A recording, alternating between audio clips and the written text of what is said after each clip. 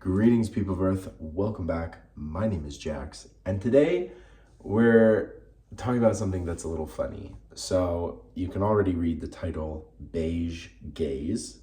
What are they? What's going on?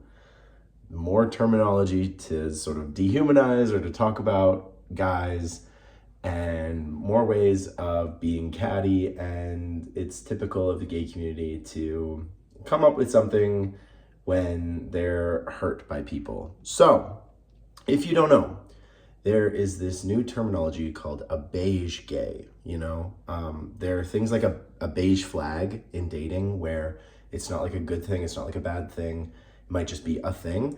But apparently, and you can look at this on TikTok or Instagram or whatever if you want clarification, but a beige gay is essentially like a coffee table book gay, like very pretty, very put together, nice to look at, but there's no substance. These are typically very attractive guys who just seem to not have a lot of personality, not a lot of individuality or uniqueness. And I wasn't going to talk about this, but someone tagged me in a video talking about beige gays and was just like, if the shoe fits, kind of implying that I am a beige gay. Okay. I think this term has been invented by people who were just hurt or insulted by someone that they deemed very attractive, but without any personality. And that's very common in the gay community. I think when we talk about bears and otters and twinks and daddies and all of these things, oftentimes those labels can be actually viewed as insulting. Like if you don't see yourself as one of those categories and someone calls you that, it can be very, it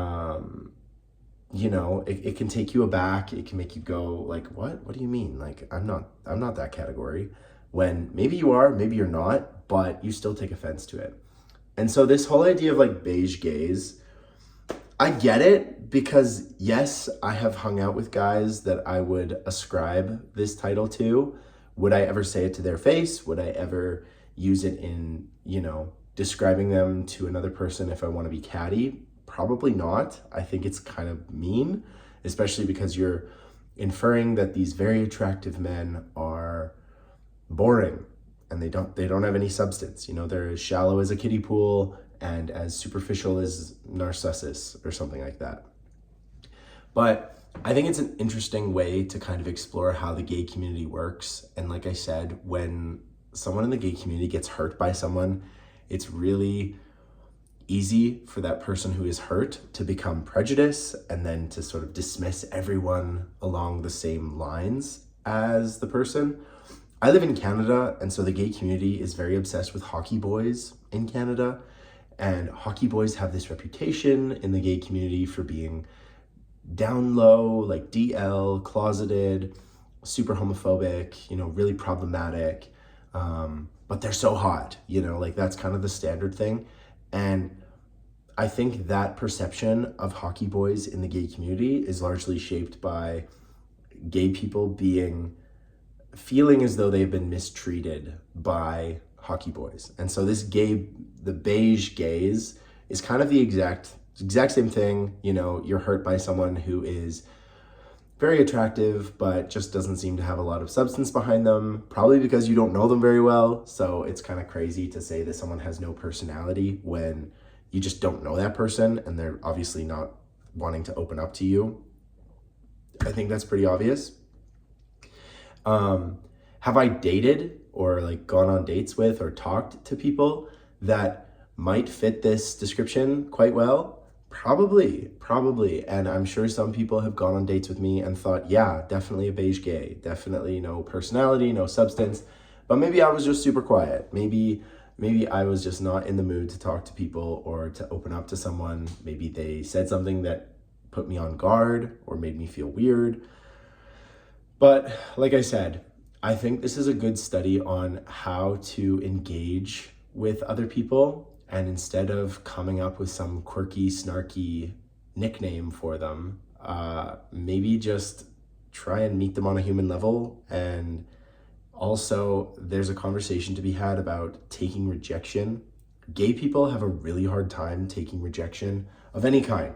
And I think part of it has to do with being gay. You're dealing with coming out and you're going to get rejected, like it's only a matter of time statistically where you meet someone who is not okay with gay people. And so then you have to deal with rejection and you have to deal with, many of things like that. Like I can remember trying to donate blood and not being allowed to because I'm gay. And the blood is tested, it's a holdover from a more homophobic age. But I can remember feeling like really dejected and really mad. And even today, I don't engage with Blood Services, Blood Canada. Like I'm mad at them. They rejected me on a stupid prejudice basis. And I've kind of always thought from now on, like, well, sorry, you guess you don't get my blood. I know that it's good. So, but dealing with rejection, it can be so easy to sort of start to stereotype the people that reject you and to start having like a prejudice towards them. And trust me, like I totally understand the gay community is not equal the whole way around. There are problems with race and gender and sexual fluidity. So like there's a whole bunch of things that make us uneven. I talk a lot about age. I talk a lot about age and age-based discrimination, and that's a real thing. And I think a lot of the prejudice that exists in the gay community around age has to do with the quote-unquote creepy old men, which I really hate using those terms, but this is how I'm going to talk about it. Apologies if you take offense to this, but I'm not calling anyone that. But when you are messaged by someone who you deem to be creepy and older, you create this prejudice in your head, which is unfounded. And it's, it should be just directed at the one person who is causing you discomfort. But you tend to like balloon it out and get mad at the entire group that fits that category. When in reality, that giant category contains people who are super open, super interesting to talk to, who don't just want to get in your pants, who want to have like meaningful connections with people. And so just like how we easily dismiss the beige gays, these pretty people with no personalities, we dismiss people who have a different skin tone than us, who have a different language or religion than us, who are a different age, a different mobility level, a different size. And you tend to just create this category, and then forever you're just putting people in these categories and you're dismissing them based on that, which is a real shame because, like I said, these groups are super diverse and they contain multitudes. They contain amazing people, and there's going to be a few bad ones in there.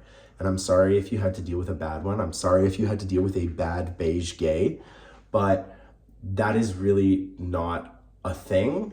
And I think the older I get, the more I realize that these categories are not actually based on the thing that they're supposed to be based on. They're based on people's feelings being hurt, or a difficult situation, or a misinterpretation, or just a general prejudice like racism, for example. So my real advice to you, if you want to use that term in closed rooms with friends to be able to describe something succinctly so that they know what you're talking about, by all means. But I really hate when people kind of perpetuate the negative stereotypes of these different categories. And if you're using it in a prejudicial way, I'm sorry to tell you, but you are the bad guy. You are probably someone who is not very open-minded, and in all honesty, a lot of people are not going to want to hang out with you if you just discriminate based on these really superficial things that aren't even 100% real. These things change, these things shift. We see ourselves as part of multiple categories. We're not just one thing, I'm not just gay. I'm a farmer. I'm so many things. And so then to dismiss me because I'm a beige gay, okay, that's great for you, but maybe you're also someone who likes farmers and you like, spirituality or positivity or other categories that fit me maybe better than beige gay. I don't know. So I guess I'm just saying, be careful. You would be surprised. Even people with apparently no personality do get their feelings hurt. And I'm not saying that this person like hurt my feelings by calling me a beige gay, because again, what is that? Why does it matter? Do I care? No. However, it is interesting to talk about the nuances of these categories that we create. And we're always creating new ones, apparently, because I hadn't heard this term before. So thank you for listening. Let me know if you've heard this term before. If you've, like, I think it's quite a new thing. Maybe it's like a long time thing. Maybe it has a history and like a long history of persecution or something, but I don't know. And let me know what you think about what I've said in terms of being prejudiced towards a certain community or certain group within a community. Because it just gets so tiring, you know, constantly putting people in boxes. So, sorry, my voice is going. I think this is time. Thank you so much for listening. Let me know what you think. Leave a comment. Be respectful of those who have left a comment. You never know where their story started or is going. So don't be a jerk. The official Jack's motto. Anyway, thank you so much. And as always, I will talk to you guys tomorrow.